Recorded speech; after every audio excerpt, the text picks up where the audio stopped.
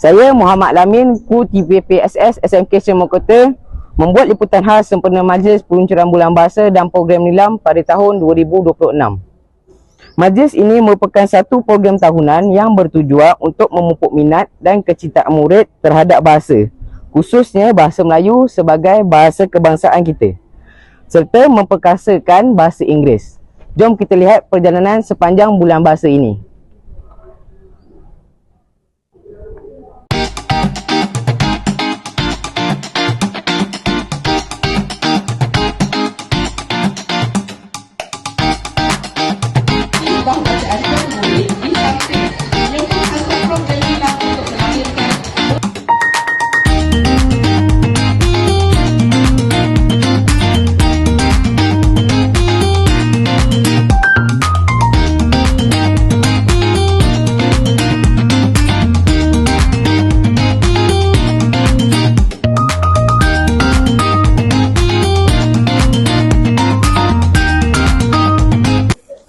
Jadi untuk perjalanan majlis pada pagi ini bersama saya dengan Cikgu Hafizah. Assalamualaikum Cikgu. Waalaikumsalam warahmatullahi wabarakatuh. Okay, terima kasih kerana sudi kita membuat pada hari ini. Okay, baiklah Cikgu. Untuk soalan yang pertama, apakah objektif utama penganjuran bulan bahasa di sekolah kita pada tahun ini? Okey.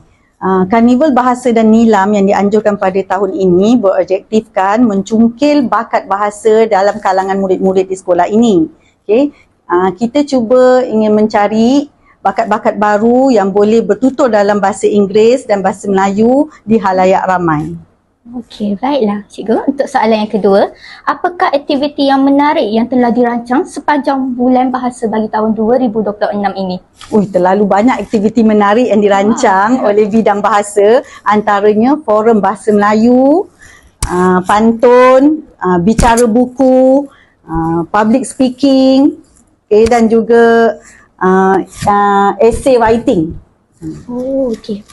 Untuk soalan yang terakhir, pada pendapat cikgu, mengapakah murid-murid perlu menyertai aktiviti yang dianjurkan?